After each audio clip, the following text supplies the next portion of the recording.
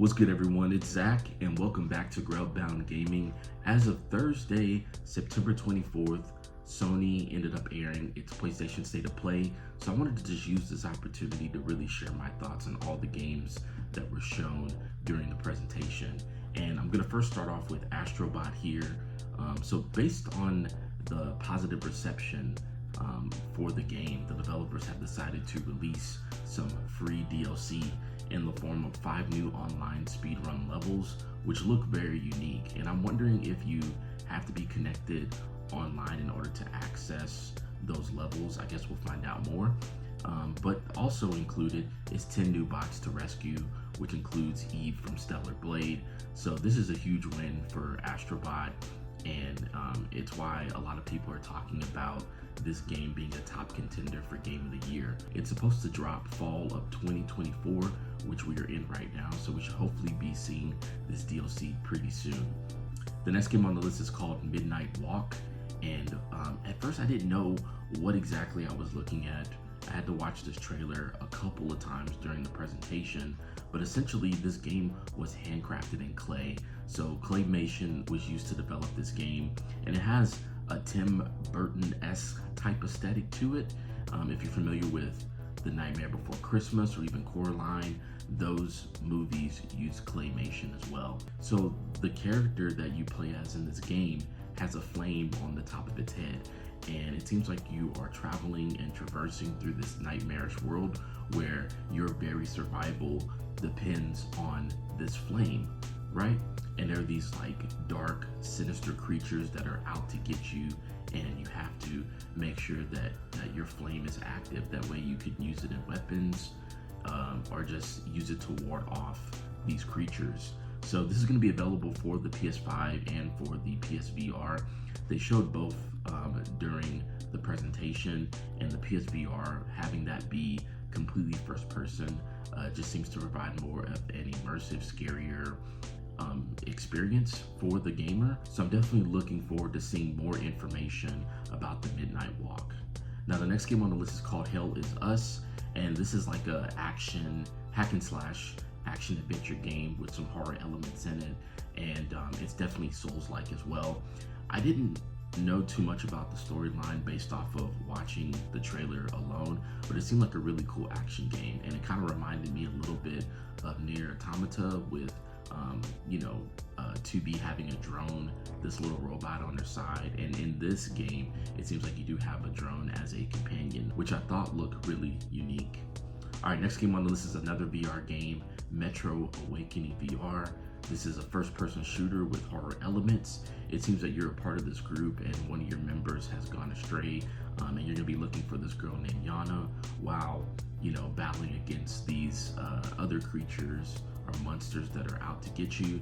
So expect that to drop November 7th, 2024. So the next game on the list is Archeage Chronicles, and this is another action adventure type style game. It seems to be more in the style of like an MMO, where you would like join a faction or a group and you would go out and basically take down these bosses and larger than life enemies. It reminded me of a mix-up between God of War, The Witcher 3, Dark Souls, and that's going to be coming 2025. So it seems like, yeah, there was, going out, taking down bosses together in a group. There was crafting as well that was presented in the trailer. So I'm interested to know more about Archeage Chronicles when it comes out next year. Now, the next game on the list that they showed during the presentation is one that has a lot of controversy around it, and that is Palworld. Palworld is officially out for PS5. You can actually go and download it right now for $29.99, and despite the lawsuit that's ongoing between Nintendo and Pocket Pair, it is available. My question is, will there be any exclusive content with its release on the PS5, and will there be any changes that may result from the lawsuit between Nintendo and Pocket Pair? I guess we'll find out. But yeah, if you're interested in playing Palworld, it's now available on a Sony platform, so definitely go and check it out.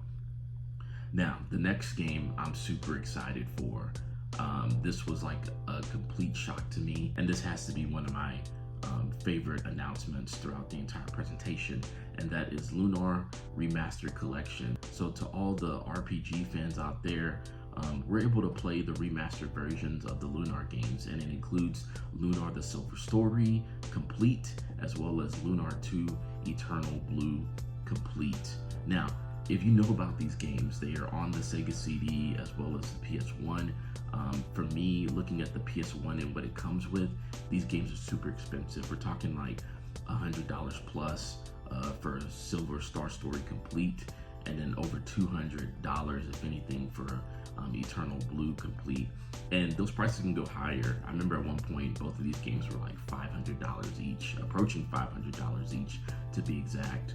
So the fact that we are getting it remastered is awesome. I do hope that these games do get a physical release and don't remain in the digital realm for too long, but we can expect the Lunar Remastered Collection to come out to the PS4 and PS5 in spring of 2025. Moving onward to the next game, it's Teenage Mutant Ninja Turtles Shredder's Revenge.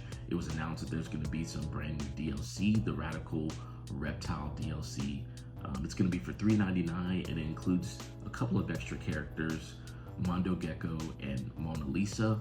It will also include, free of no charge, a remixed in-game soundtrack, and both of those updates should be available today as we speak. This is something that I feel that they could have announced outside of the presentation, and if you recall, this game already had an anniversary edition release where you got some additional characters. So the fact that they are, in a sense, providing more DLC at an additional cost just doesn't really settle well with me. It would have been nice to have both of these characters included in the anniversary edition that was released for Shredder's Revenge. But yeah, that's my thoughts. What do you think? All right, next up is Sonic X Shadows Generations. So there's going to be a movie pack DLC involved with this game where we'll be able to see Keanu Reeves being voiced as Shadow the Hedgehog.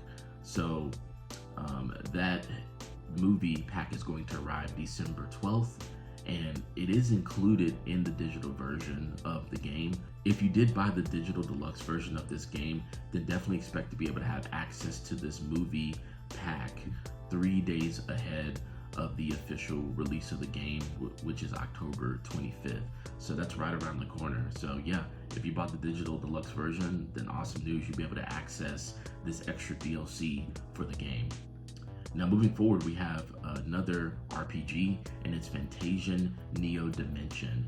This is a turn-based RPG featuring over 150 homemade diorama backgrounds. This is so unique. In my opinion, it's like the modern version of pre-rendered backgrounds. If you've been playing RPGs for a long time and you understand what pre-rendered backgrounds are, then you'll have a nostalgic feel by playing this game.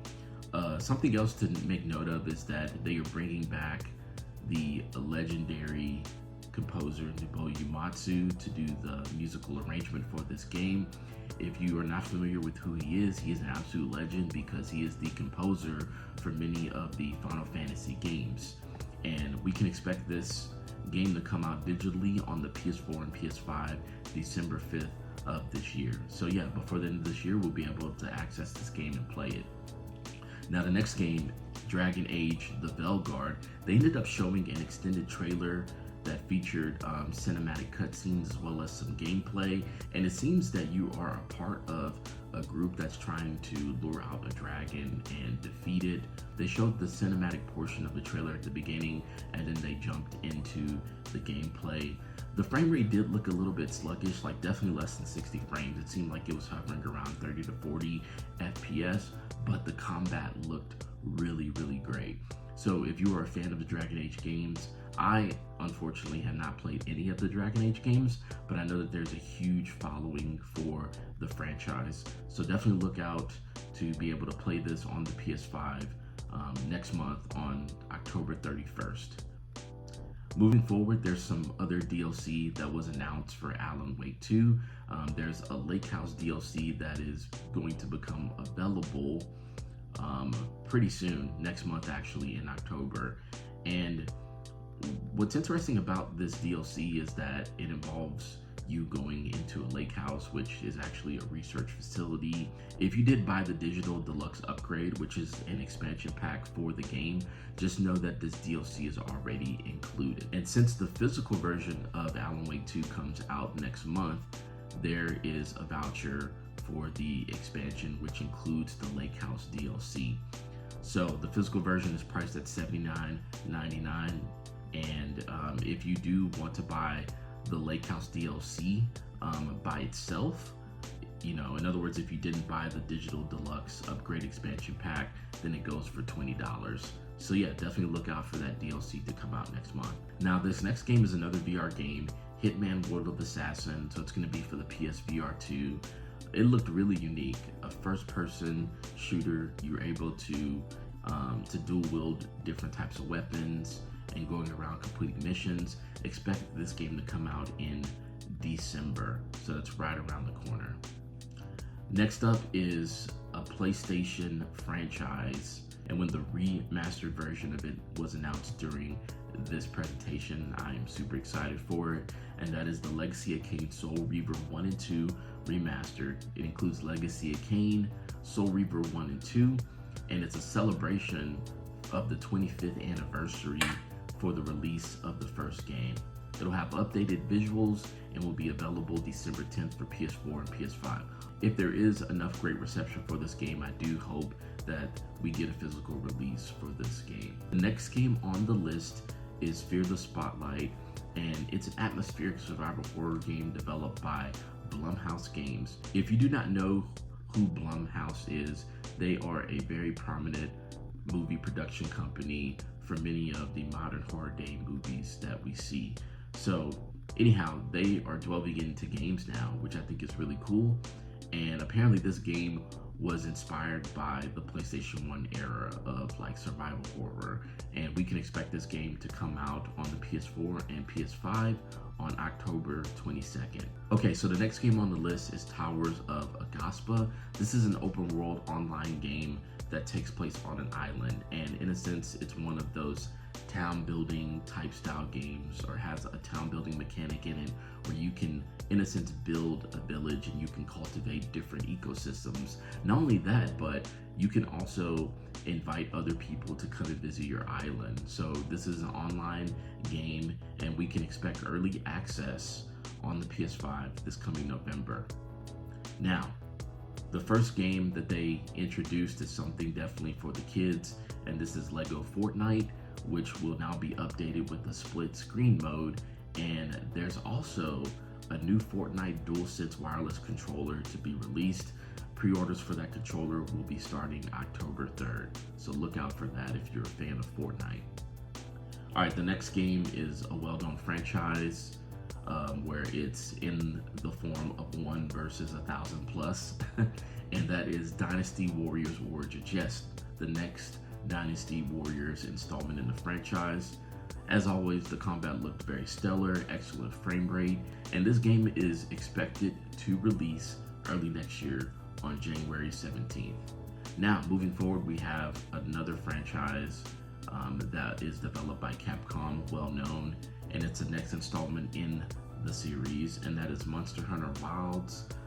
So it releases February 28th of next year, and pre-orders are actually open right now.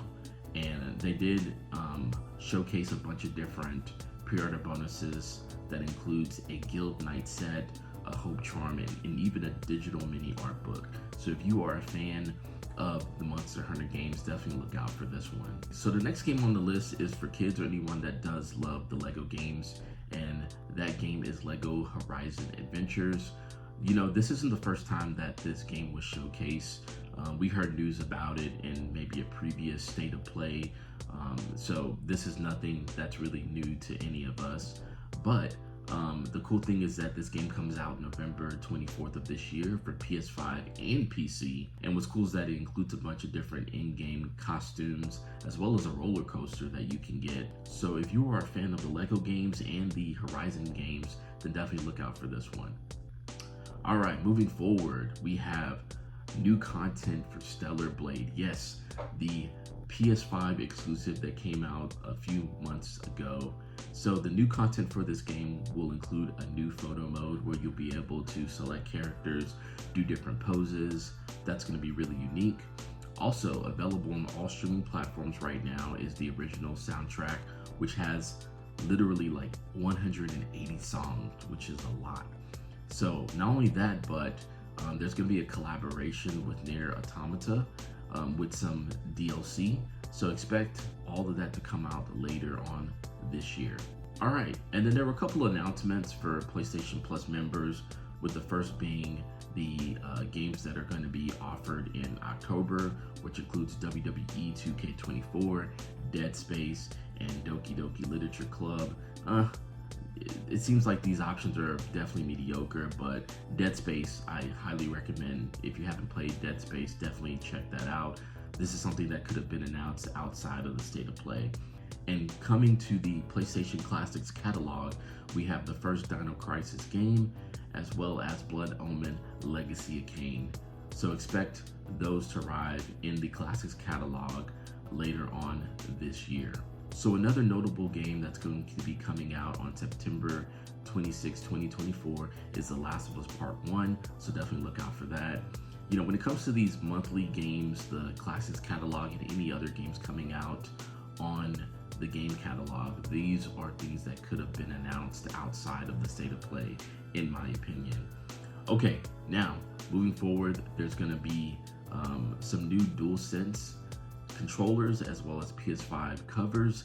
The Chroma collection was announced, and they have 3 different colors: indigo, pearl, and teal. In my opinion, the teal looks really great. If I were to buy this, I would definitely get the teal version.